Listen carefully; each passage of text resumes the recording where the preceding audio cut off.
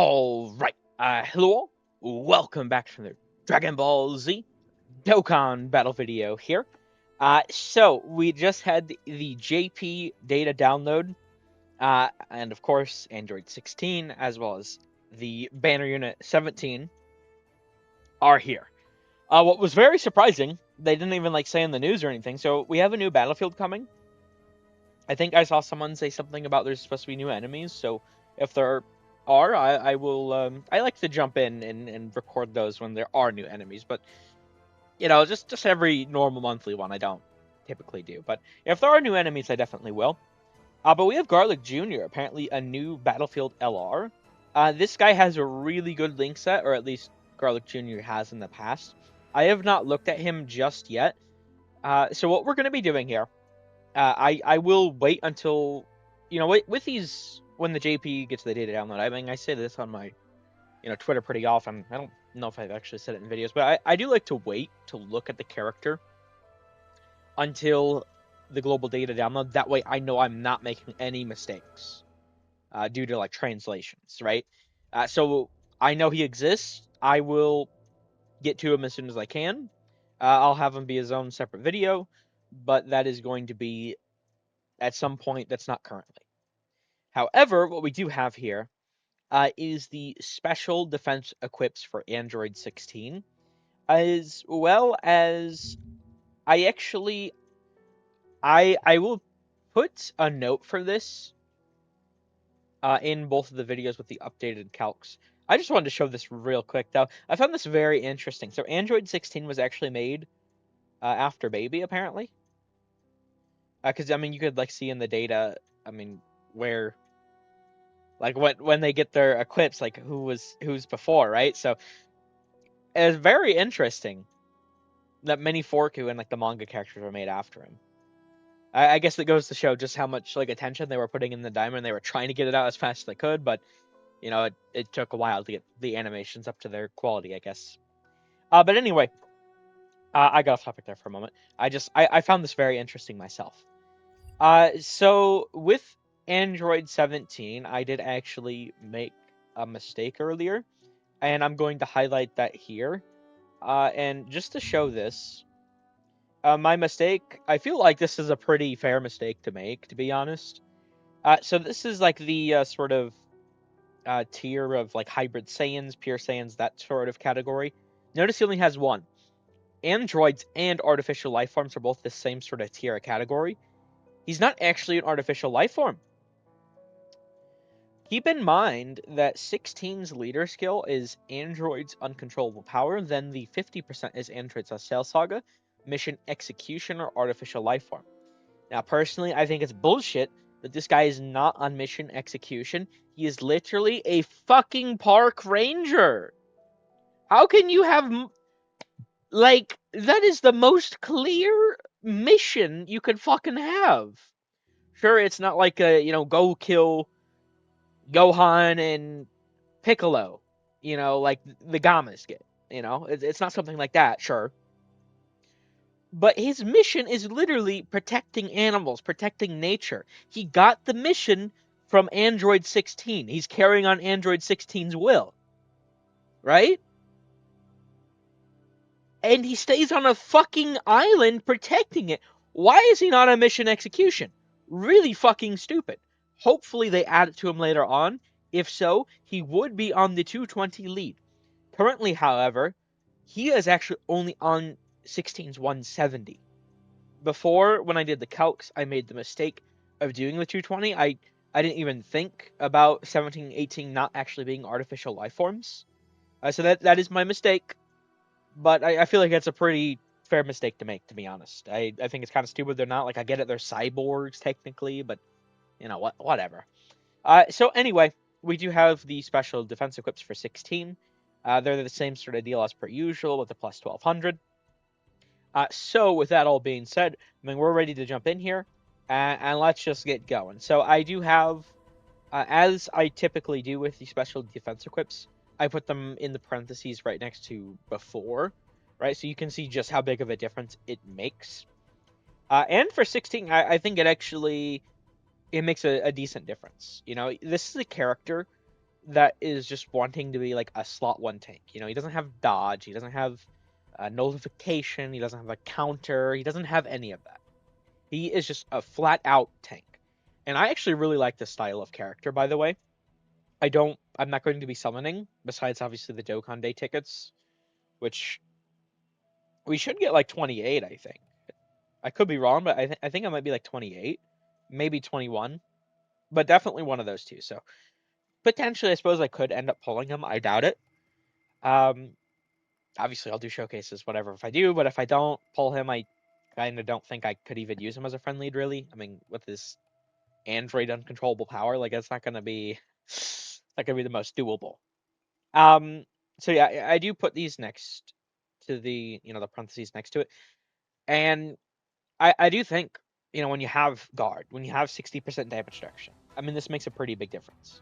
Now, his first turn, I still say, is probably, obviously a bit spotty, right? Before he has the SA face stacks.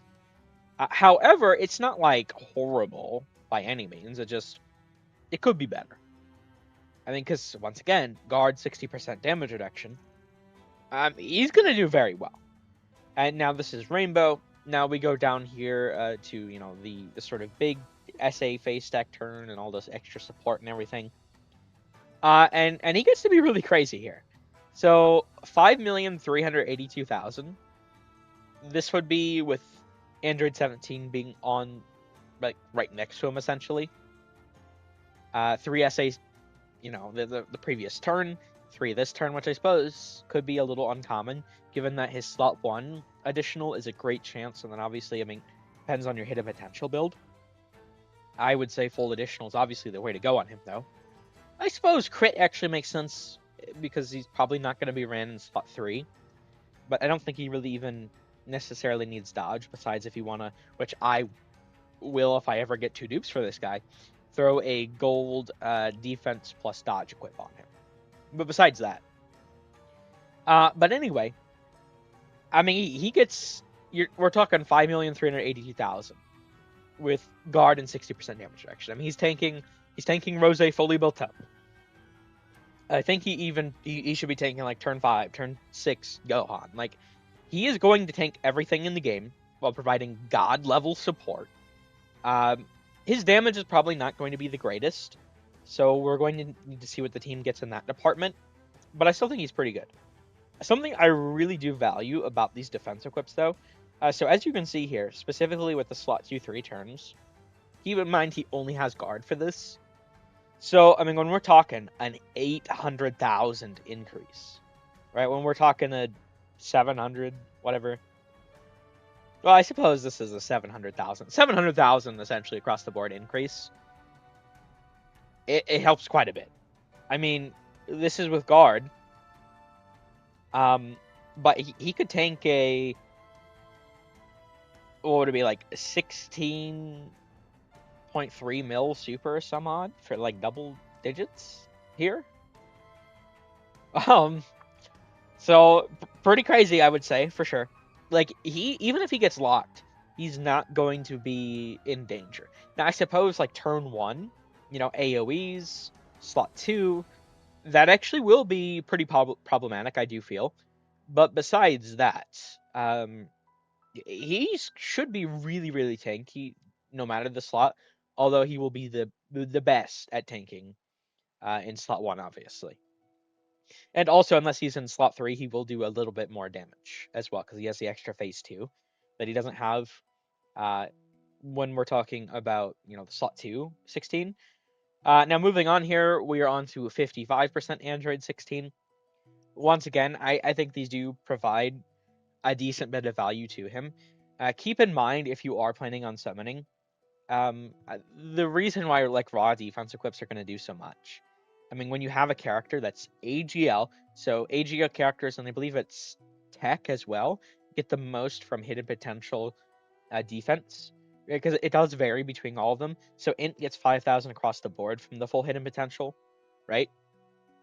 STR gets like 5,000 HP, 5,600 attack, 46, or rather 5,400 attack and 4,600 defense. So like it varies between all the different types, in case you didn't know. So an AGL character gets a lot of value from a lot of dupes, right? A character with guard gets a lot of value from a lot of dupes. A character with damage reduction gets a lot of value with a lot of dupes. A character with guard and damage reduction gets insane value from dupes.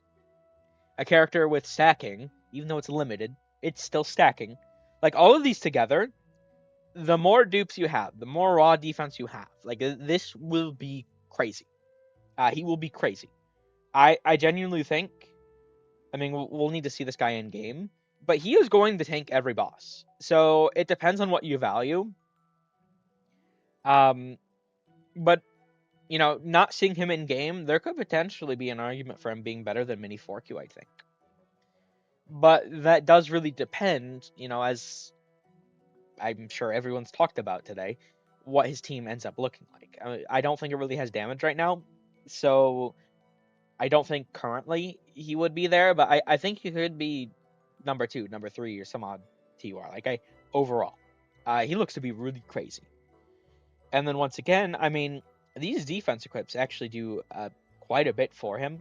I mean, we're talking 4.2 mil essentially. Well, I suppose really what you should pay attention to the most, I guess, for slot 1 specifically, is the when receiving. The after receiving is helpful too, but the when receiving is the most important. So, I mean, like a built up Rose super would kill him here, fully built up Rose. He could tank Rose for a while, for sure though. He could tank like Zamasu here, I'm pretty sure. Um, I I don't. So Gelhan with the crit, like it's a little harder for me to just like straight up determine. But I think he should do very well against Gohan because he has guard and 60% damage reduction.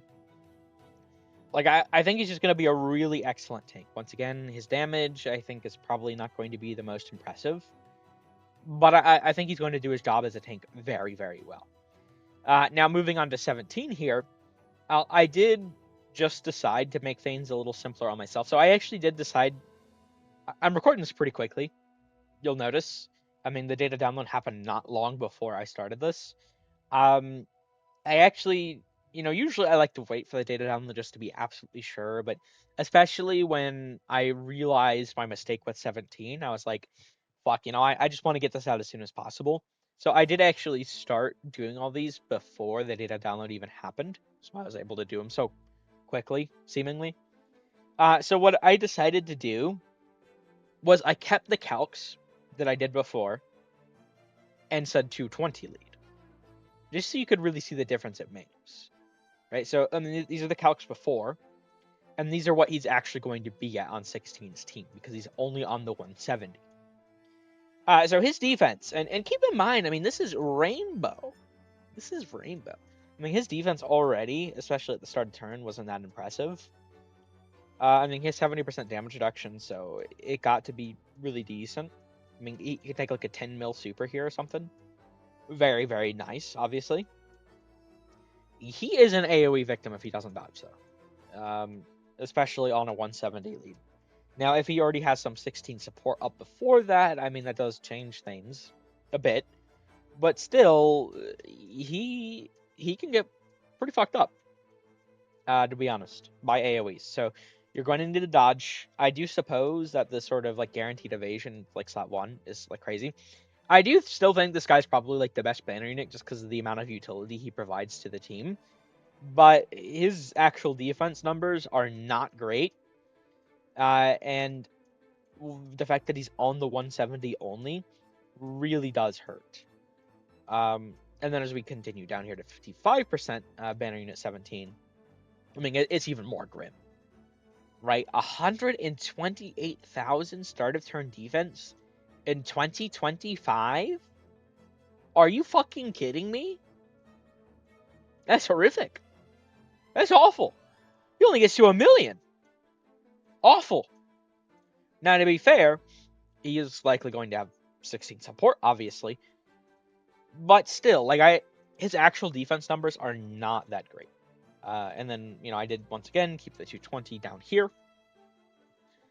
So I do really like both of these guys, but we need to see what's coming. And they're like an android artificial life form, whatever team going on here. Does Garlic Jr. even hit this guy's 220. I don't know if I'm not going to look at his categories because once again, I do want to save looking at him entirely for the global data download. So I'm not actually entirely sure if he'd even be on the team or not. But I mean, this is exactly my point of we need to see what's coming to this team because I don't think Garlic Jr., especially being a Battlefield LR, especially if we can only grab one copy, is going to be what this team needs.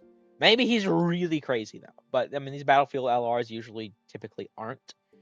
Some of the easy A's have been pretty decent, obviously. With like, I mean, we have the Shadow Dragon Legion; they're really good right now. But you know, when the character first drops, like think of like a Neelza, right? Think of Hachiak, like these characters. Think of Frieza and Cell GT. Like they're not really that good on drop.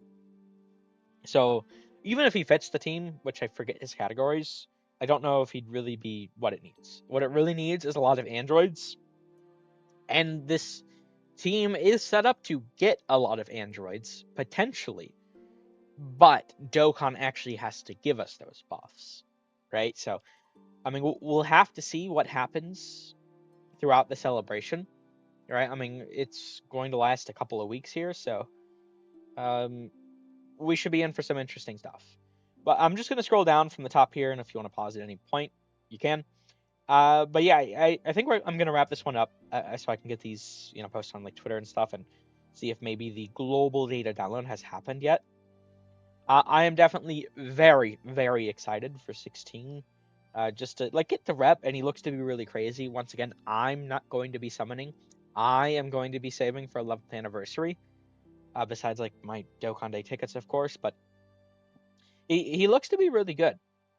Another thing, so actually on the 28th is when the summon point system is getting like upgraded. I'm actually planning on saving, so I could buy like one ticket right now, and I have like half of another ticket. I'm actually going to save all of my points until the post 11th anniversary update, whenever the hell that would happen. I don't know if they do it like after Saiyan Day or what exactly, but I'm actually just going to save all of them, and you know, characters like 16 here. Or, you know, if I get unlucky with anniversary and I don't manage to get one of the LRs, or, you know, like Gohan Goten Trunks, right? That LR. Like, I think probably with a major celebration coming, and a lot of the characters people will probably be interested in pulling from the tickets, the 7 point tickets, being those major celebration characters, it'd probably be a wiser idea just to wait until after anniversary, see what you pull, see what you don't pull, and then spend them all there instead of with this update that's about to happen. But it's your currency. You do what you want with it, right? But Mini 4Q and 16 and the anniversary LRs and like um the uh why can't I think of New Year's, all of that stuff, bare minimum, should be on the next update, judging by how they've operated it so far. So these banners could be really crazy for the summon point if you hold on to it. Just worth throwing out.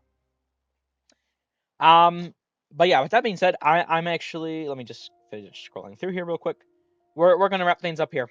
I I don't know. I think they're both really good potentially, but the potential is, let's see what happens to the team. Now I did actually make a video, it'll go live early morning tomorrow, going over all of my expectations for the celebration. And if it does turn out how I think it will, this team will be probably one of the better teams in the game. I do think so. But, you know, it's not like I have a crystal ball or anything. I don't know what Dokkan's going to do. I just can make some pretty educated guesses. So we'll have to see. This could be a really good team. But either way, I would advise people, besides like the Dokkan Day tickets, wait to summon on this guy until we know what's coming. You know, whether that's Easy A, Tech Future 1718, Super Easy A for the AGL LR Future 1718, right? The Int Banner Unit 19 and 20, right? Whatever the hell it is, the Christmas Carnival LR, wait and see what these buffs to the team potentially end up being. before you summon, because his strength is really going to depend on the team strength. Both of them, I think. And we don't know what the team strength is, so I just think it'd be a waste of resources. But once again, you do what you want. But yeah, I'm going to wrap this one up here. Thank you all for watching. I hope you enjoyed. Take care.